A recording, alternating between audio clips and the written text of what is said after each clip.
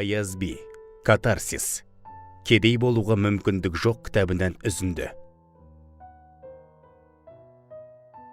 Саған тағы бір аңыз айтып берейін. Жассың ғой, көрерің алды. Баяғыда екі дос жолға шығыпты. Жолай керуеннен түсіп қалған бір дорбаны көздері шалады. Көре сала біреуі жалма-жан жүгіріп барып дорбаға жармасады. Лезде ашып қараса, іші тола алтын күміс екен. Қуанып кетіп, бір дорба қазына тауып алдым деп мәз болыпты.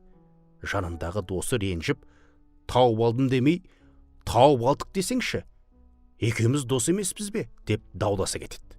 Ол жалы болғаны, досым болсаң қайтейін, қазынаны тауып алған мен, оған сенің қандай қатысың бар деп уәж айтады. Екеуі осылай ұзақ дауласып тұрғанда бір топ сарбаздардың қарасы көрінеді. Қазынаны тауып алған дос, досым, біз ұсталдық дейді.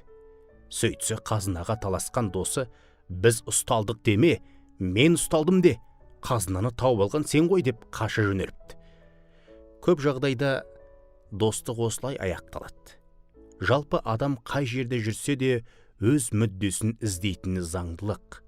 Бірақ адал дос жоқ деуге келмейді. Өзгелерден адалдықты талап етпестен бұрын адамның өзі адал болмақ керек. Достыққа мен де, сен де, ол да адал емес. Тек Ақтөс қана адал деп, Асылаға жанында жатқан итін шыбықпен аямай тартып жіберді. Қаңқ етті де қаша жөнелді. Артынша Ақтөс, Ақтөс деп шақырып еді, құйрығын болғаңдатып қайтып келді. Көрдің бе? Ұрып жатсаң ренжімейді-ай. Ақтөсім, ренжімеш. Мен саған сен сияқты адал емеспін.